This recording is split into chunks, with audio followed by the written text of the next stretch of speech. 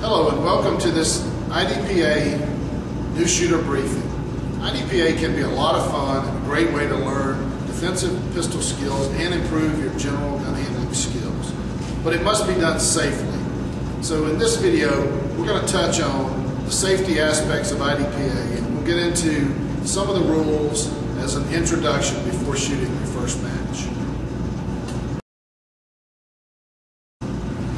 First, let's go over the 4 gun safety rules that Colonel Jeff Cooper came up with many years ago. The first rule is treat all guns as if they are loaded. The second safety rule is never point a gun at anything that you aren't willing to destroy, including parts of your own body.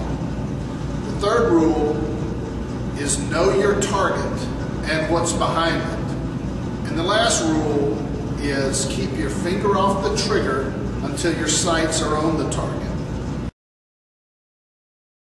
Okay, we're going to go over some range commands first. And the first one, most important to start off with, is load and make ready. Can't shoot without load and make ready. So when under the direction of the safety officer, when they say load and make ready, you're going to charge your firearm, slingshot it, reholster, and get ready to shoot the course of fire. At any time during the course of fire, if you hear the word finger, you want to make sure that your finger is outside the trigger guard. Because what's happening is that you are moving from position A to position B, and your finger is inside the trigger guard, and that's not a very safe place, according to Colonel Cooper's 4 rules of firearm safety. The next one is muzzle. If at any time you hear the word muzzle, it's because you're pointing your muzzle or about to point your muzzle in an unsafe direction. Just verify where your muzzle is and make sure that you get it back on track. Another very important command is the word stop. It's stop. If you hear the word stop, it's something that's become unsafe on the range, whether it's your firearm, a target, or the range malfunction. So all you need to do is just stop. The safety officer will take care of it for you. The next range command is cover. Cover is what IDPA is about. If you at some point hear the word cover, it's because you are not using cover, which is 100% of your lower body and 50% of your upper body. So we're going to go over that in a little bit. The next one is unload and show clear. At the end of the course of fire, the range officer is going to direct you to unload and show clear, at which time you will remove the magazine, lock your slide back, and display an empty chamber. And we'll go over that in detail as well. Mark and I are going to demonstrate these commands in depth, but first we want to address the issue of safety. These are dummunitions, they're inert rounds. There's 2 magazines, and this is a live chamber which will chamber the dummunition. Then we also have an inert barrel, cut, and back in, inert barrel, which is plastic that won't chamber anything. When we go to show cover and the camera's downrange, we're going to be using this one, and it will not chamber around.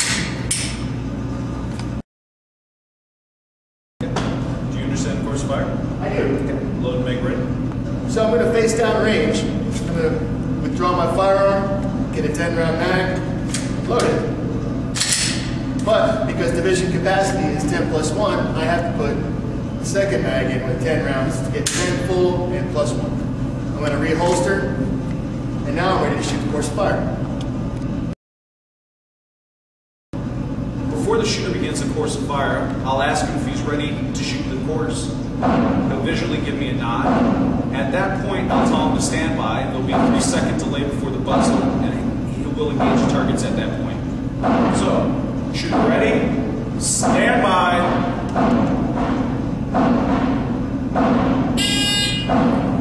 Then I'm going to withdraw my pistol safely, make sure that I get a firm grip on it, come out, and proceed to engage. Okay, at this point, I'll now unload the shooter and I'll give the command. Unload and show me clear. On his instruction, I'm going to remove my magazine, I'm going to stow it, I'm going to eject my round, and show the safety officer an empty chamber. At which point, I'll tell him to slide forward, depress the trigger. In the same direction, I'm going to find a burr, squeeze it off, and then I'll tell him to holster his weapon. At this point, the range will be safe. I'll then give the command to everybody, range safe. And we'll go down range, score the targets, and paste them up. In this section, we're going to cover penalties. The first category of penalties is procedurals. You can get a procedural for not moving when you're supposed to, the first finger violation, not reloading when you're supposed to, not maintaining cover when you're supposed to. The next penalty that gets assessed is a failure to neutralize. On the target, if you don't get a 0 hit or a 1 hit, then you will get a failure to neutralize. If all of the required hits are in the 3 or you miss the target completely, that is a failure to neutralize. The next assessment would be a hit on a non-threat. A non-threat in IDPA is designated by 2 hands on the target. If you hit a non-threat, there is a penalty assessed. Any hits on a non-threat that also result in a scorable hit on a threat, the scores do count in addition to the hit on the non-threat. The final penalty that can be assessed by the safety officer is a failure to do right. And this is basically the most egregious of the penalties, and it's basically for cheating, trying to game the system to your advantage or not playing within the rules of IDPA.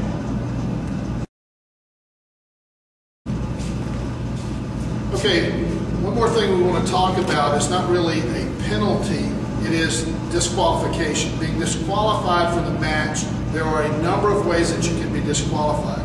The first and most common is dropping a loaded firearm. Do not drop a loaded firearm. If you drop a loaded firearm, you will be disqualified. Now, another way to be disqualified is launching a round outside of the berm or over the berm. Now, we're in an indoor environment here with a cement ceiling, so that's not an issue at this range, but certainly outdoors it is. If you launch a round over the berm, we don't know where it's going to land, you'll be disqualified for that.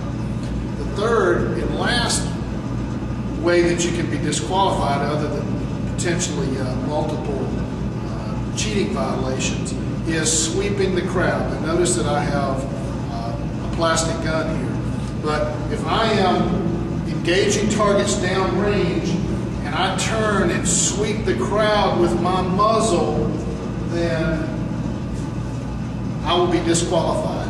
And by the way, that also goes for even holding the muzzle down.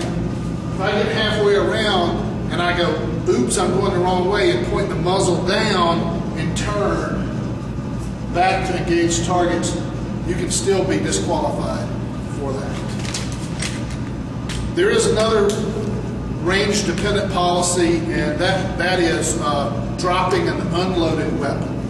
So this is really the match director's discretion. Typically, it results in a failure to do right or 20-second penalty, but depending on the range of the match director, it can also be considered a disqualification. Another action that you can perform that will get you disqualified from the match is putting a round into the ground within 2 yards or 6 feet. So be careful when you draw the gun not to put your finger on the trigger and shoot into the ground within 6 feet of your person. You do that, then you can be disqualified. Any unsafe gun handling activity can be deemed as a disqualification event. The next thing we're going to talk about is shooting while moving. If a course is defined as shooting a target or engaging a target on the move, you may not stop to engage a target.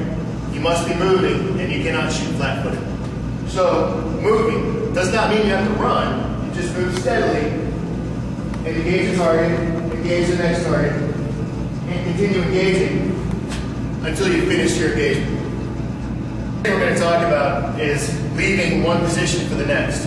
You want to be aware your muzzle remains in a safe direction, your finger stays out of the trigger guard, and you don't want to point it at the ceiling or point it at the ground or point it at the walls to or fro or sweep the crowd behind you. So once you finish engaging at one position, you're going to move in a safe manner to the next shooting position, at which time you can continue your engagement.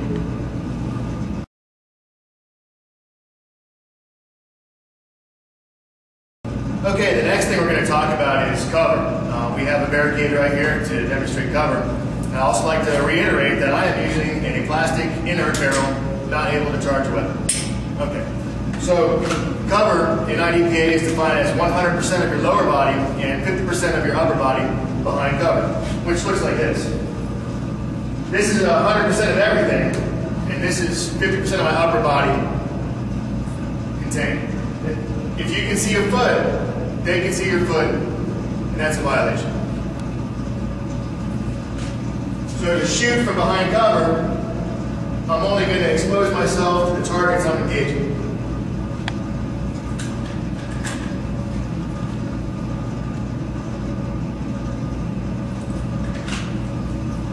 Low cover is the same thing, 100% of your lower body behind, but at least one knee on the ground.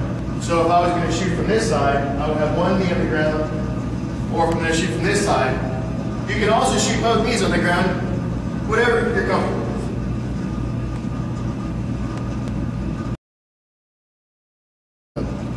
One of the most common malfunctions that will be experienced is a failure to seat the magazine completely. Right now, just to demonstrate, it's loose in there. If I point it at my target and I squeeze it off and it doesn't go bang, I want to make sure that my magazine is seated properly, and then I'm going to chamber a new round, reacquire my target, and squeeze it off. That's called a tap, rack, bang. And what that looks like fast is if I go click, and I reacquire. Now we're going to talk very briefly about scoring. The IDPA target has 3 scoring zones: the center of mass, the head, the body, and then the outside area.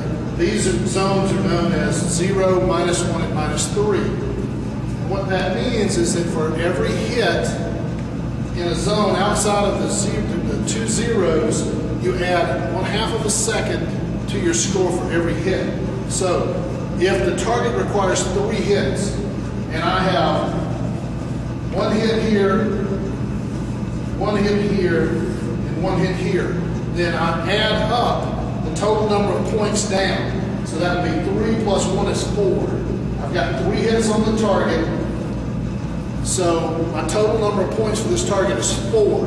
So we divide that by 2 and add that to our time. So if our time was, say, 10 seconds, I would add 2 seconds for this target. As we talked about earlier, there's also the scenario of the failure to neutralize. Now, failure to neutralize means you have to have at least 1 hit in either the 0 or the -1 area. So if this target required 2 hits, and I had 1 hit in the -3 here and another hit in the -3 here, then I would get a failure to neutralize. Now, most stages are scored using what's called Vickers count scoring, which means you can shoot as many times as you like. So if you see this condition, then you need to shoot the target again and make sure you have at least 1 round in the 0 or -1. Now, there is a scenario called limited Vickers where you can only shoot a designated number of shots on the target. But in that scenario, you can't get a failure to neutralize for 2 shots in the -3 area.